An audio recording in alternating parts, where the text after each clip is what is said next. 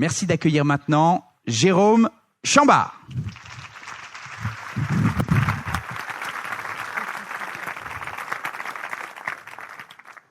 Bonjour à tous. Pas de souci, c'est pas branché. Merci pour le jeune aussi, Cyril. 4 milliards. Je ne sais pas si vous le savez, mais sur la planète, il y a 4 milliards d'êtres humains qui vivent dans les villes.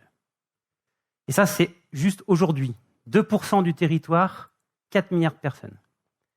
Alors, selon les prévisions, on prévoit qu'en 2050, ce sera 6 milliards de personnes qui vivront dans les villes, pour 3 dans les zones rurales. Donc aujourd'hui, on parle d'un autre demain, et l'autre demain, pour 2 tiers de l'humanité, il va se passer dans un seul endroit, dans la cité, dans la ville. Et ça, il y a des défis colossaux qui s'annoncent en fait, parce que la densité de population dans un très petit espace, on connaît tous ce que ça produit. Ça produit des problèmes de transport, ça produit des problèmes de pollution, de sécurité, d'énergie, tout un tas de problèmes qui vont s'amplifier dans les années à venir. C'est juste le début, en fait. Et pour répondre à ça, il y a quelques années, les Américains, qui sont les champions du monde du marketing, ont poussé une super idée qui s'appelle la Smart City, la ville intelligente avec un cerveau, tout ça. Et ce concept, il a été poussé essentiellement par Cisco et par IBM, avec une idée assez simple, finalement, c'est que l'informatique, d'une manière générale, la data, tout ça, tous ces trucs formidables, allait tout résoudre. Ça va être magique. On va collecter n'importe quoi dans tous les sens, on va les croiser, on va trouver des solutions à tout.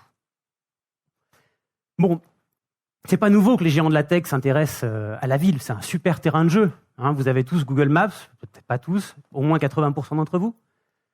Google Maps, aujourd'hui, vous permet, dans la ville, de mieux vous orienter, d'éviter les bouchons. Airbnb a profondément changé la façon dont les logements sont occupés en ville. Et puis, qu'est-ce qui est en train d'arriver maintenant? Je ne sais pas si vous le savez, mais Google va construire sa ville. Ça y est, la Google City. Donc ils sont associés avec Toronto. Et c'est une ville, vous savez, moi j'ai un enfant qui joue beaucoup avec ses Playmobil. Donc ils vont pouvoir tout faire en partant de zéro avec des jolies rues bien larges, où on pourra faire passer des bus électriques qui fonctionneront tout seuls, les déchets vont se collecter tout seuls, ça va être formidable, tout le monde sera super heureux. Il ne faut pas en douter, c'est Google qui le dit. Bah ouais, parce que moi, cette Smart City-là, vous voyez, j'ai un petit problème avec elle, en fait.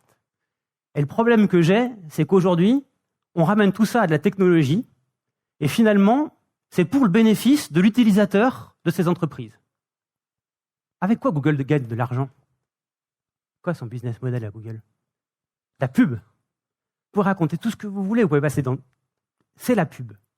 Donc moi, personnellement, j'ai pas particulièrement envie que ma ville devienne un gigantesque panneau publicitaire. J'ai envie d'autre chose. Et la problématique, c'est comment la ville, la cité, peut reprendre la main pour faire en tout cas contrepoids face aux géants de la tech. C'est pas facile pour la ville. Très compliqué. Pourquoi? Parce que, d'une part, elle n'a pas la force de frappe de ces grands groupes qui collectent des données depuis des années sur les usages des utilisateurs. Et elle n'a pas non plus forcément toutes les compétences pour le faire, elle n'a pas la puissance financière. Donc comment on peut faire? Comment on peut faire pour remettre le citoyen, enfin nous qui vivons dans ces villes, au centre de ce système-là? Elle a quand même des atouts, la ville, mais elle ne le sait pas toujours, ou en tout cas, je pense qu'elle ne l'exploite pas assez. Elle a 2 atouts. Le premier atout, il est contestable, contesté, on peut en discuter, c'est la réglementation. Vous le savez, il y a des villes où Uber est quasi interdit, en fait. C'est une solution, Ça nous pose un problème, on l'arrête, on l'interdit, la réglementation. Airbnb, c'est pareil, il n'y a pas de raison non plus qu'Airbnb ne paye pas de taxes par rapport aux hôteliers, très bien, on les taxe, tout va bien, on réglemente. Mais il y a un deuxième atout qui est vraiment central, c'est le territoire. C'est le fait que la ville, elle a encore quelque chose que pour l'instant les géants du numérique n'ont pas, c'est le territoire. Pourquoi c'est important en fait le territoire et pourquoi ça peut changer la donne? Comment fait Google Maps, à votre avis, pour savoir s'il y a un bouchon à un feu rouge à Chambéry? Ils ont une caméra quelque part? Non. Ils collectent en temps réel des milliers d'interactions. Les vôtres, c'est pas parce que vous n'avez pas Google Maps d'ailleurs que vous n'êtes pas concernés. Et ils regardent combien il y a de personnes qui sont passées à cet endroit-là, à ce point GPS, en même temps, et à quelle vitesse ils se sont baladés. Et à partir de ça, ils vont vous dire, en temps réel, s'il y a un bouchon ici, comment vous pouvez le contourner, etc., etc. Ça marche comme ça. Mais vous savez quoi? Avec le territoire, avec un capteur au bon endroit, vous pouvez faire exactement la même chose. Ah ouais, comptez les voitures au feu. Vous prenez l'info en temps réel, vous avez le même résultat au final. Vous n'avez pas besoin d'avoir toutes ces datas. Sauf que jusqu'ici, s'il avait fallu instrumenter toutes les villes avec des capteurs à chaque feu, à chaque endroit, à chaque place de parking, dans chaque collecteur de déchets, ça aurait coûté une fortune. Il aurait fallu le connecter, déjà l'alimenter électriquement, faire des travaux, le faire communiquer avec de la 3G, la 4G, alors le Wi-Fi, j'en parle même pas. Et ces dernières années, il y a une nouvelle technologie qui a émergé et qui a rendu de nouvelles choses possibles, et je vais essayer de vous la faire aimer. Non, je ne suis pas sûr d'y arriver, mais enfin, je vais essayer en tout cas de vous l'expliquer et de vous expliquer pourquoi elle est en train aussi de pas mal changer de choses dans les villes actuellement. Cette technologie, comme toutes les technologies, elle a un nom super barbare, c'est les LP1. Qui avait déjà entendu parler des LP1? Vous me rassurez. Non, parce que, on ne sait jamais. Les LP1, c'est quoi? Concrètement, c'est une technologie de télécommunication qui permet de faire communiquer des objets de cette taille-là pendant 10 ans sur pile. En temps réel. Pas besoin de le connecter, de le brancher, ce que vous voulez. Vous pouvez avoir des capteurs de température, des capteurs de parking, tout ce que vous voulez. Donc, vous pouvez instrumenter la ville, mettre des capteurs partout et récupérer la donnée. Et ces réseaux, en fait, ils sont aujourd'hui présents dans cette salle. Vous ne le savez pas, parce que votre smartphone ne le voit pas, mais ils sont là, il y en a. Il y en a 3 ici dans cette salle. Pour ceux qui auraient mal à la tête, au cas où, donc ça émet 80 fois moins que le moindre GSM sur la même bande de fréquence. Donc si jamais vous avez vraiment un problème avec les ondes, coupez votre téléphone, ça, rassurez-vous, ça vous fera pas beaucoup de mal. Et ces réseaux, en fait, ils sont opérés par des gens que vous connaissez. Orange a un réseau ici, qui permet à ces objets de communiquer. Bouygues Telecom a une filiale qui a un réseau qui permet de communiquer. Et vous avez aussi des nouveaux entrants comme Sigfox qui ont des technologies qui permettent de le faire. Et là où ça devient intéressant, donc là on parle de réseaux de télécom comme des poteaux 3G que vous voyez sur les bords du chemin. Là où c'est intéressant, cette technologie, elle permet aussi de déployer son propre réseau. Vous allez voir pourquoi c'est intéressant et pourquoi ça change beaucoup de choses. Avec une antenne comme ça, en champ libre, donc plutôt dans les Bauges qu'à Chambéry, d'accord, vous pouvez collecter les informations issues de capteurs qui peuvent être jusqu'à 15 km de distance. Une seule antenne, à peu près 450 €. Ce qui veut dire que les villes peuvent aujourd'hui créer des réseaux de télécommunications basés sur ces technologies pour au final avoir un coût de collecte de l'information qui est très très faible. Et c'est pour ça que vous avez vu ces dernières années fleurir énormément de projets autour de ça. Alors ça s'appelle l'IoT, l'Internet des objets en langage de non profane. Et donc il y a plein de villes, c'est la course, il y en a dans tous les sens. Paris, Lyon, Bordeaux, 500 capteurs. Saint-Sulpice-la-Forêt, 1400 habitants, qui a fait son projet Smart City avec cette techno-là.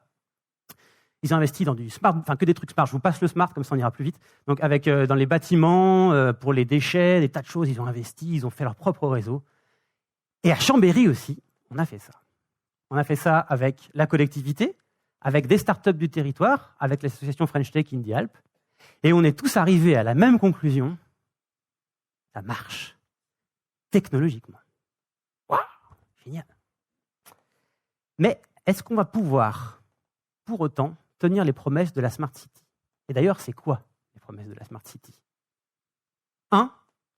L'efficacité des services publics. 2. Le mieux vivre dans la ville. Et tout ça, bien sûr, dans une optique de développement durable. Sacré challenge. Mais est-ce que parce que j'ai mis une antenne et que j'ai collecté plein de choses à droite à gauche, je me suis attaqué à ces problèmes? Et pour vous montrer les défis non technologiques que nous allons devoir tous ensemble et collectivement surmonter pour faire une vraie ville intelligente, je vais vous prendre 3 exemples. Le premier exemple, je suis sûr que vous en avez entendu parler, Linky. Je sais même pourquoi vous en avez entendu parler. Je suis sûr qu'il n'y a pas beaucoup de gens qui pourraient me dire à quoi sert Linky. Par contre, je suis sûr que beaucoup d'entre nous pourraient nous dire pourquoi les gens n'en veulent pas. C'est dramatique quand même. Alors, je vais faire une petite parenthèse rapide sur Linky. Je ne suis ni promoteur, ni pour, ni contre, bien au contraire.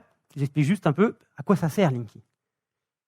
Dans une optique où on veut avoir tous des voitures électriques demain, où on veut connecter nos éoliennes, faire des panneaux solaires, mélanger tout ça dans un grand mix et faire en sorte que ça ne se casse pas toute la figure, Linky, c'est une brique très importante.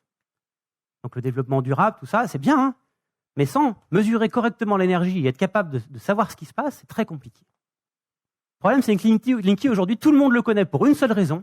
Un, ça donne mal à la tête.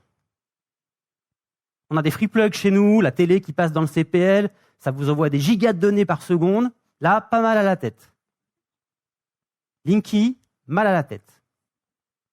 Et le deuxième argument, c'est il y a un mec sur sa chaise qui nous surveille à chaque instant parce que notre vie est tellement importante, privée, que voilà, on est contrôlé. J'en ris, mais c'est pas vraiment drôle en fait quand on y pense. Mais on essaiera de comprendre pourquoi on en est arrivé là sur un projet comme Linky. Le deuxième exemple, c'est la pollution. Je travaillais récemment avec des politiques avec qui on discutait un peu de ça, de la ville intelligente, qu'est-ce qu'on pourrait faire. Et il y a une idée qui a émergé, c'est de dire, les gars, on a une super idée, on va demander aux gens de mettre des capteurs de pollution sur leur balcon, les volontaires, et puis comme ça, on pourra voir ce qui se passe et tout. Moi, je m'attendais à ce qu'ils disent, ouais, génial, super. Ah, mais t'es fou, on va jamais faire ça, mais on va inquiéter les gens. Qu'est-ce qu'on va faire? On peut rien faire. Deuxième exemple. Le troisième exemple, sur ma télécommande. Alors ça, c'est une idée fameuse. C'est le bus rechargé à l'arrêt. Je vous explique le principe. C'est un bus électrique dans la ville. Il arrive sur une voie où il n'y a pas de voiture. Il s'arrête, il y a un bras qui sort, et il met assez d'énergie pour que le bus fasse 2 arrêts. J'étais à Paris le jour, alors je ne sais plus où c'était exactement. Je vois un de ces braves arrêts. Et les gens ont bien respecté, vous avez vu, ils ont bien laissé la place pour le bus. Sauf qu'il y a un camion devant, un camion derrière. Donc j'ai vu le bus passer, il n'a pas pu s'arrêter évidemment. J'espère pour lui que l'arrêt suivant, il a réussi à le faire, parce que sinon il allait s'arrêter de toute façon. Brillant, hein, il y a des mecs intelligents qui ont réfléchi à ça. Technologie, hein, c'est puissant le truc, hein, ça vous envoie la purée pendant 20 secondes. Vous avez de quoi faire rouler votre bus pour 2 arrêts. Alors, ces exemples me permettent vraiment de mettre en avant les 3 défis qui nous attendent. Le premier défi, il est qu'on ne fera rien sans impliquer les citoyens, c'est fini. Linky, c'est un projet où on a dit à tout le monde, il n'y a pas à discuter les gars, ça ne vous coûte rien, c'est comme ça, c'est génial, ouvrez vos portes, mettez le compteur chez vous. Ouais, on a le droit de faire ça. On voit le résultat. Un truc qui aurait pu être un projet génial s'il avait été expliqué, où on a pu faire des aménagements à la limite. On en arrive là. Donc, impliquer le citoyen dans ce qui le concerne dans sa vie. La deuxième chose, c'est que ça ne sert à rien de mesurer, de mettre des capteurs si derrière, on ne sait pas quoi faire. Pas de levier d'action, pas de mesure, c'est pas la peine. Le coût de la pollution, en effet, si derrière, on n'a rien envie de faire, on ne sait rien faire, on n'a pas envie, on ne le fait pas. Ça, c'est la deuxième chose. Et la troisième chose, qui est pour moi essentielle, c'est ça, l'adaptation au contexte. On vit à Chambéry, hein. Il y a des projets de Smart City à Dubaï, Masdar City, c'est le désert, vous voyez. On part de zéro, on ne peut pas se tromper, quoi. Chambéry, il y a des rues pavées, il y a des rues étroites, il y a des gens qui se gardent n'importe comment, moi je le sais, dans ma rue c'est pareil, moi pareil, de temps en temps ça m'arrive. Il y a des châteaux, il y a des rues historiques, il y a de la neige. Voilà. Ouais, donc la ville intelligente de Dubaï, imaginée par les géants du numérique appliquée à Chambéry, parfois ça donne des trucs comme ça, quoi. Ça, c'est les 3 premiers défis qu'il va falloir vraiment relever si on veut vraiment faire une ville intelligente. J'en rajouterai 2. 1, c'est la formation et la prise en compte de ça par les politiques. Je ne suis pas en train de faire du politique bashing, ça ne m'intéresse pas du tout. Par contre, il y a une chose qui est sûre, c'est que si eux ne sont pas à la pointe de ça, s'ils ne poussent pas, s'ils ne sont pas en pointe là-dessus, on aura un problème. C'est complexe comme sujet. Ça ne fait pas appel qu'au bon sens, ça fait aussi appel il y a des contraintes, il y a tout un tas de choses. Et donc, il faut vraiment que nos hommes politiques prennent ça en compte et se forment là-dessus. C'est pas grave, c'est pas mal de se former, ça arrive, il y a plein de trucs que je ne connais pas, mais on va être obligé de faire rentrer ça dans la cité. Et la technologie, pour qu'elle soit au service des gens, il faut bien la comprendre, il faut en comprendre les limites, il faut en comprendre les implications. Et puis le dernier point, qui est aussi le nerf de la guerre, c'est le financement. Eh ouais. Les dotations aux collectivités, elles baissent, et ça, c'est très inquiétant. Pourquoi ? Parce que quand Google investit dans la Smart City, quand ils font leur propre ville intelligente, ils ont un business model en tête. Et ouais, à la fin, ils vont vous revendre vos propres données, ils vont faire de l'argent avec. Ils vont s'y retrouver. J'ai rien contre le commerce, hein, c'est formidable. Mais pour la ville qui n'a pas cette possibilité, a priori, c'est que de la dépense. Donc il y a quand même beaucoup de défis qui n'ont rien à voir avec la technologie. J'ai essayé de vous montrer que technologiquement, on sait faire des tas de choses. C'est génial, il y a un univers des possibles qui est fantastique. Mais il va falloir réfléchir maintenant à comment on fait collectivement pour que ce soit au service du citoyen et pas au service des géants du numérique. C'est possible. Alors je vous rassure, il y a de l'espoir. Je vais vous citer un exemple intéressant. Je vous ai dit tout à l'heure qu'on pouvait, avec ces petites antennes-là, créer des réseaux dans les villes à moindre coût en investissant. Il y a des Hollandais volants un petit peu, comme on pourrait dire, qui ont monté un projet qui est fantastique et je vous invite à aller voir comment ça marche. Notez ça s'appelle TTN. Je suis nul en anglais, mais c'est The Think Network. Pardon pour l'accent. Qu'est-ce qu'ils ont fait? C'est même pas la collectivité qui a ces antennes, c'est les citoyens. Il y a 53 antennes juste sur la ville d'Amsterdam qui sont hébergées chez des citoyens, ce qui fait que vous mettez n'importe quel capteur dans la ville, sans aucun coût, vous pouvez communiquer et inventer de nouvelles applications autour de ça. Ils ont répandu cette idée partout dans le monde, il y en a désormais en Afrique, partout en Europe.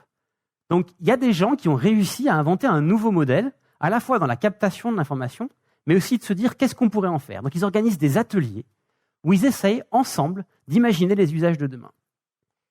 Et à Chambéry, dans l'agglomération, il y a plusieurs acteurs qui ont eu une idée assez, on va dire similaire, mais qui va encore un peu plus loin. C'est un challenge qui s'appelle Acampa. Alors Acampa, c'est du patois savoyard, ça veut dire collecter, recueillir. L'idée, c'est quoi? C'est d'essayer justement de résoudre un peu cette quadrature du cercle en impliquant tous les acteurs du territoire. Il y a un truc super aussi qui se fait dans l'agglo, c'est la fabrique du territoire, ça peut être une bonne base par exemple, c'est de dire, on va impliquer les citoyens. Leur demander à eux, vous voulez en faire quoi de la techno? Pour aller où? Première chose. 2, de demander aux gens qui ont la technologie, en l'occurrence ça peut être des startups, ça peut aussi être des grands groupes, de dire, mais par rapport au contexte ici, vous êtes là, vous n'êtes pas à Dubaï, vous n'êtes pas je ne sais pas où, qu'est-ce qu'on peut faire? D'impliquer la collectivité pour que les agents publics aussi montent dans le bateau. Ils connaissent bien les problématiques. Donc c'est de les impliquer là-dedans et mettre tous ces acteurs autour d'une table pour réellement faire une smart city qui ne soit pas au service, allez, on va dire des géants du numérique, mais au service des citoyens. Voilà. Et j'espère qu'on vous verra, les Chambériens, à ces réunions et que vous participerez avec nous à la construction de cet autre demain. Merci.